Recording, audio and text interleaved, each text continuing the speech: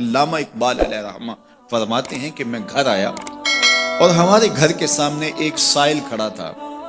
سائل چوں قضائے مبرم ہے، جس طرح قضائے مبرم ہوتی ہے، ٹلتی نہیں ہے، اس طرح وہ ٹلنے والا ہی نہیں تھا. میں نے اس کو لا کہا بابا چلا جا، معاف کر، لیکن وہ ضد کر کے گھر کے دروازے کے اوپر کھڑا تھا. میں لاؤبالی کی عمر تھی تو سکول سے آیا تھا، میرے ہاتھ میں چھوٹی سی چھڑی تھی تو میں نے اس کے کاسے کے اوپر ماری تو وہ کاسا ٹوٹ کے گر گیا اور اس کے اندر جو سارے دن کی ریزگاری جمع کی تھی وہ بھی بکھر گئی.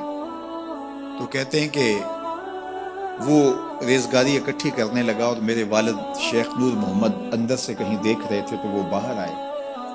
انہوں نے وہ ریزگاری اکٹھی کر کے اس کو دی اور اس کو اور پیسے دیے اور اس سے معذرت کی اور اس کو رخصت کیا اور مجھے بازو سے پکڑ کے اندر لے گئے. اقبال کہتے ہیں میں نے ساری زندگی اپنے والد گرامی کو یوں بلک بلک کے روتے نہیں دیکھا تھا. میرے والد نے مجھے بٹھا لیا اور کہنے لگے کہ اقبال، اگر قیامت کے دن رسول اللہ نے پوچھ لیا کہ تیرا بیٹا فقیروں کے کاسے توڑتا تھا تو بتا میں حضور کو جواب کیا دوں گا. تو کہتے ہیں کہ بس وہی لمحہ میری تربیت کا تھا.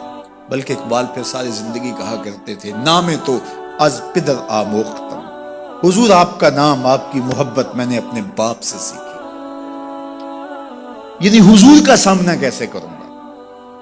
اور پھر یہ اقبال کے کلام میں آخر تک یہ چیز آتی ہے کہ کیسے حضور کا سامنا ہوگا. تو غنی از ہر دو عالم من فقیر، روز محشر عذرہائے من پذیر، گر تمی بینی حسابم ناگزیر، از نگاہ مصطفیٰ پنہا بغیر. اقبال بھی پھر آخر میں دعا کرتے ہوئے اللہ کی بارگاہ میں عرض گزار ہوتا ہے مالک تو غنی ہے، میں تیرا فقیر بندہ ہوں، تو مجھے یوں ہی معاف کر دے، میرا حساب نہ لینا. لیکن اگر میرا حساب لینا بڑا ضروری بھی ہوا تو یہ مہربانی کرنا حضور کے سامنے نہ لینا، میں حضور کو کیا منہ دکھاؤں. تو یہ فکر ملی کہاں سے؟ یہ باپ کی تربیت سے، یہ ماں کی آغوش سے. تو یہ ماں باپ کی ذمہ داری ہے کہ بیٹا جب کسی کا دل توڑے، جب کسی سے زیادتی کرے تو باپ وہی اس کا راستہ روکے. اور ایک فقیر کا لاؤبالی پن کے اندر کاسا توڑ دیا اور باپ نے پھر ایسی تربیت کی کہ اقبال ساری زندگی لوگوں کے دل جوڑتا رہا، ساری زندگی بتاتا رہا کہ انسان کی اصل صورت کیا ہوتی ہے. دل نہیں شاعر کا ہے کیفیتوں کی رستخیز، کیا بتاؤں کہ درون سینہ کیا رکھتا ہوں میں، در غم دیگر بسوزو دیگر آرا ہم بسوز، گفت مت روشن حدیث گر توانی دار ہوش، کہہ گئے ہیں شاعری جزویست از پیغمبری، ہاں سنا دے پڑھ کے ان کو پیغام سروش. وہ کہتا ہے دوسروں کے غم میں جلنا اور پھر اس غم کو جہان میں پھیلا دینا، اسی کا نام شاعری ہے. پھر اقبال نے وکری شاعری کی. شاعر تو اور بھی ہیں لیکن اقبال کہتا ہے شاعری از مثنوی مقصود نیست، بت فروشی بت گری مقصود نیست، کشتائے انداز ملا جامیم، نظم و نثر او علاج خامیم. وہ کہتا ہے کہ میں یہ بت نہیں بنا رہا کہ یہ غزلیں تراش کے اور یہ نظمیں تراش کے لوگوں سے داد وصول کروں، بلکہ کسی نے اقبال کو کہا یار کوئی غزل تو سناؤ، تو اقبال رو پڑا، کہا حضور میں اپنے شعروں کی داد قیامت کے دن آپ سے ہی لوں گا. یارا مرا غزل خانے شمردن، یاروں نے تو مجھے غزل خان سمجھ لیا، میرا تو مقصد ہی اور ہے. بلکہ ان شعراء پہ تنقید اقبال نے کی. عشق و مستی کا جنازہ ہے تخیل ان کے اندیشہ تاریخ میں قوموں کے مزار، چشم آدم سے چھپاتے ہیں مقامات بلند، کرتے ہیں روح کو خوابیدہ بدن کو بیدار.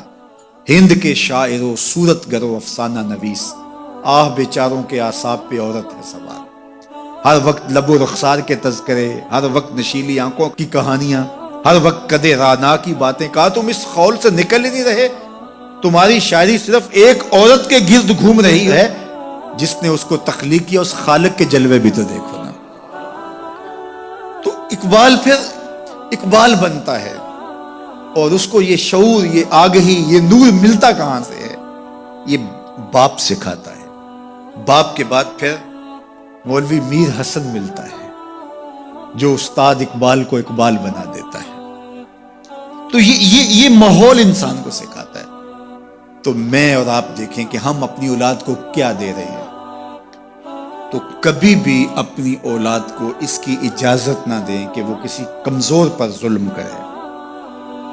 جب کمزور پر آپ کی اولاد ظلم کرتی ہے، زیادتی کرتی ہے، تو پھر وہ بڑی ہو کر کے ظالم بنے گی، جابر بنے گی۔ Subscribe now and press the bell icon. Never miss an update.